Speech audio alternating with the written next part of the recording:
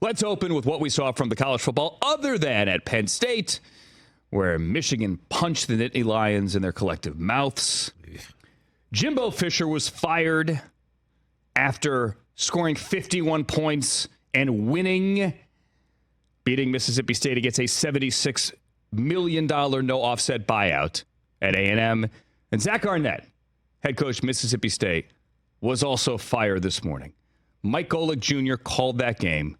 He also works at DraftKings, and he joins us now. Have you ever, Mike, called a game in which you got both coaches fired? No, I've been a one-coach fire game before. I called Cliff Kingsbury's last game at Texas Tech, so I can lay claim to that much. And I think I did Bill Snyder's last game at Kansas State, but that a little bit different situation. So no, I've never gone two, and now it's making me worried. Like, am I going to lose my job? Is that just how that everyone connected with that game works? Is it Final Destination? Final Destination. It's you. You're the problem. They're getting fired. Did you know, in all seriousness, because clearly, look, they won the game. They scored 51 points. Right? They have a winning record. Clearly, the decision had to have been made before the game to fire Jimbo. Yeah. Oh, well before the game. Like you mentioned, when Jimbo probably lost this, close losses against Bama and Tennessee were what we heard coming in that week about the point of frustration around there. You had the one banner win against Alabama a couple years ago for Texas A&M, but other than that, there's been nothing to show for a team that talent-wise looks eye to eye with Alabama, with Georgia, with Ohio State in terms of how they recruit, but it hasn't translated in any success. So yeah, I think, and we're hearing the Board of Regents met Thursday, I think they wanted to make sure they were out ahead of this so that no matter what happened, if the end of the season got wild and all of a sudden they started to look incredible and your third string quarterback lights it up, that wasn't going to prevent them from doing what they believed in their mind needed to be done. Mike, you played big-time college football. You played at Notre Dame, for those who don't know. What does it say? What does it say to you, the former student athlete, truly a student athlete at Notre Dame, to see a $76 million no offset buyout? It means we've come a long way since I was in college, because if you remember last time on Dragon Ball Z, so I came into Notre Dame playing for Charlie Weiss, who was one of the original coaches that we talked about in terms of the buyout structures in his contract, both at Notre Dame and then later on at Kansas, recouping tons of money when he was let go by the university after signing a big-time extension like that. And so seeing the way that things have progressed, let me tell you whatever commission Jimmy Sexton's getting off this stuff ain't nearly enough, because as long as that man lives and breathes, we're going to keep seeing this kind of stuff. And to your overall point, it's a good reminder. They always have the money. Whenever they tell you in college football they don't got the money, or there's a reason they don't want to do something associated with the money, it is solely because they do not want to. Period. End of sentence. If they want something done, it's going to get done, because they can always find the money when it's time if it's something they care enough about. But not every school has that money. I went to Syracuse. I mean, they got a nice win at Yankee Stadium in front of dozens of fans, and they beat Pitt this past Saturday. Chris Villari, great effort. They're one win away from bowl eligibility coming up this week on the CW. But if they don't have $76 million to buy out a coach, I mean, that's SEC oil money. Yes. Not everybody has that kind of money to throw around. No, and I think it's a good bit of context about who this job is appealing to going forward, because you bring that up, right? Like, look at Florida State right now. They would have fired Mike Norvell if they were this rich as a program. If Florida State had Texas A&M's money, we would not, I think, be talking about this season going the way it's gone for an undefeated Florida State team under Mike Norvell, based on the way the first few years went there. If that was a school that had more disposable income, I don't think he'd be there. And so now on the other side, that means, all right, if there are a bunch of schools that don't have those kind of depth of pockets, I get Texas A&M has not been able to win on the level of some of the other premier programs in college football in a long time. But if you're a coach out there and your school's not willing to show you the love, the risk reward of, all right, well, I'm going to try and go make it work at a place that's been difficult to win by, but man, it's easy to get talent in there, and they're going to pay me a life-changing sum of money. So no matter what, I'm clear. I'd imagine that's appealing to a fair amount of people. Talking to Mike Golic Jr. called the A&M game before Jimbo was told to exit stage left with $76 million. It's never about the money, but in this case, I mean, it's just mind-blowing. Not to linger on this too much more, but we've already heard people throw Urban Meyer's name out there. What do you think?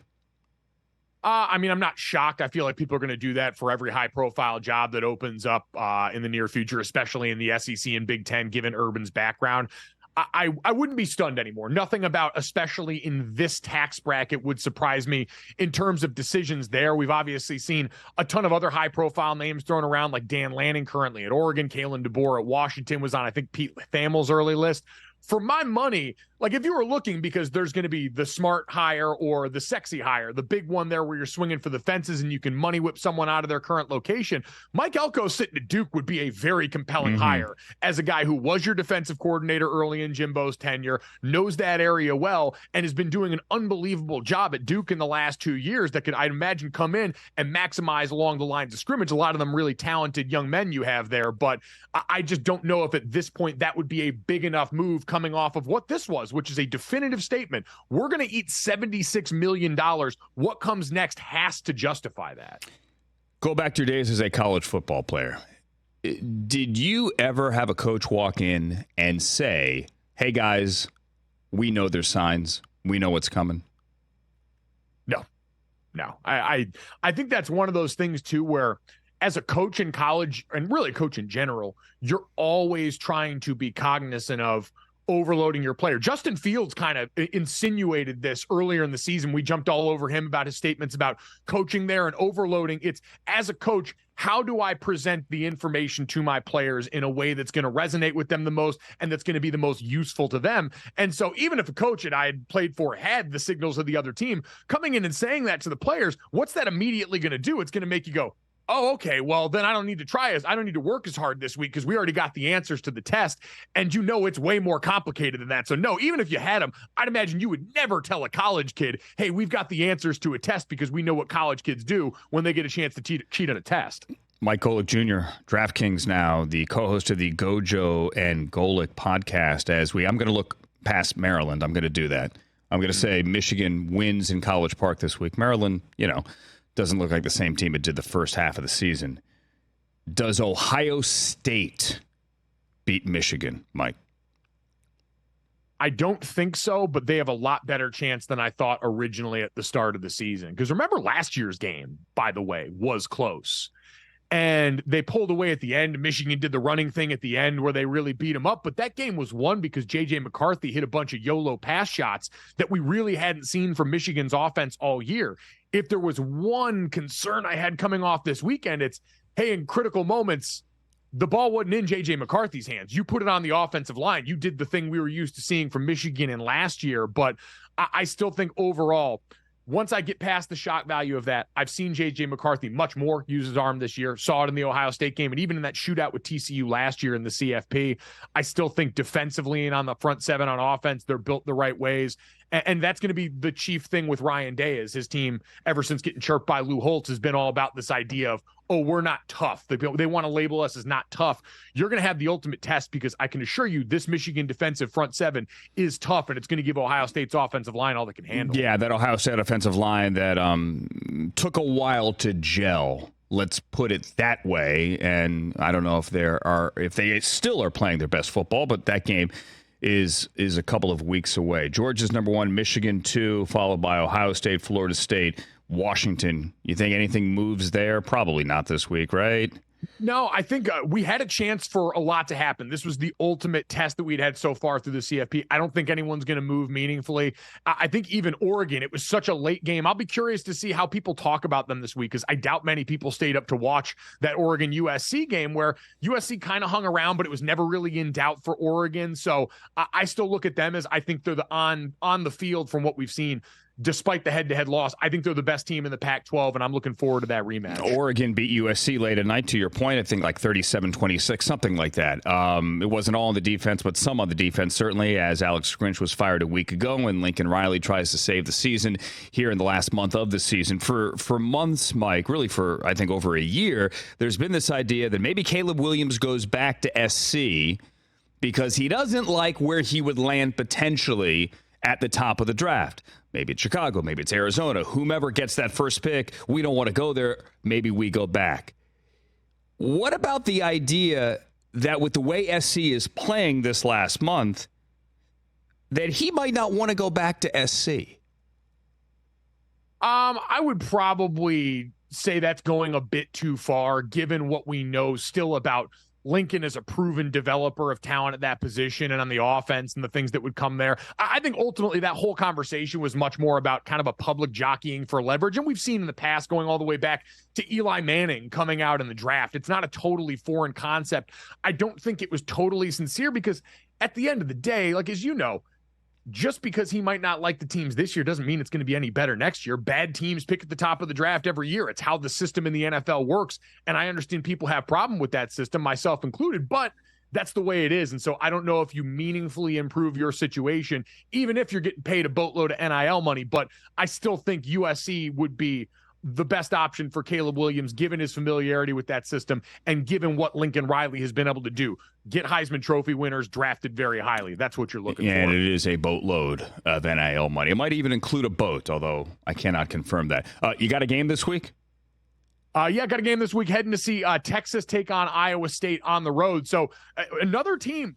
I mean, Andrew, when you look at Texas right now, them, Alabama, Oregon, that glut of one-loss teams start to become fascinating what messages they send with their play towards the end of the season, because Texas has been playing really well, had the slip up against Oklahoma, but has the best out-of-conference win in college football right now. So they're fighting for their playoff lives each and every week, even as a team that's got a potential to be a one-loss Big 12 champion. Yeah, they're 9-1. That out-of-conference win was over Alabama. And as it stands now, Texas is number 7 overall. Mike Golic Jr., my neighbor, actually, like right up the street. Let's get lunch sometime soon.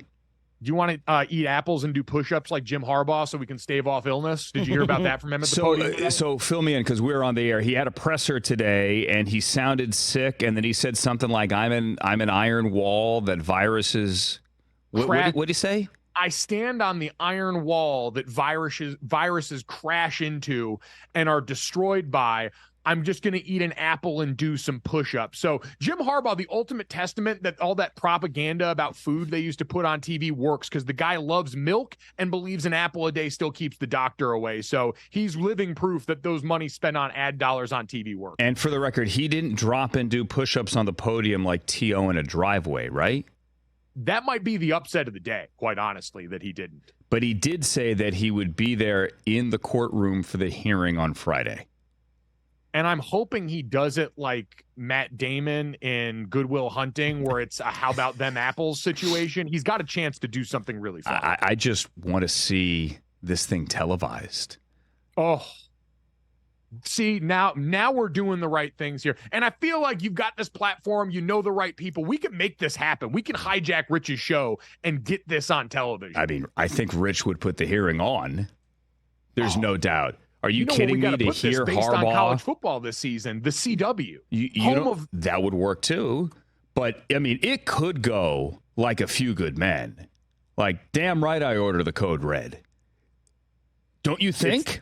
I think most situations in life are always about one standard deviation point away from being the courtroom scene in A Few Good Men. Like, if you really peel back the layers, you can find it. This one, you don't have to go very far. I think Jim Harbaugh would make an excellent Colonel Jessup. Mike Golic Jr., DraftKings, and the co-host of the Gojo and Golic podcast and calling games, college games, on Saturday on Learfield, including this week, Iowa State and the number 7 team of the nation, Texas. Good to see you, friend. As always, let's do it again soon. Absolutely. Thanks, buddy. Mike Golic Jr., everybody. Catch the Rich Eisen Show every single day on the Roku channel, 12 to 3 Eastern, for free.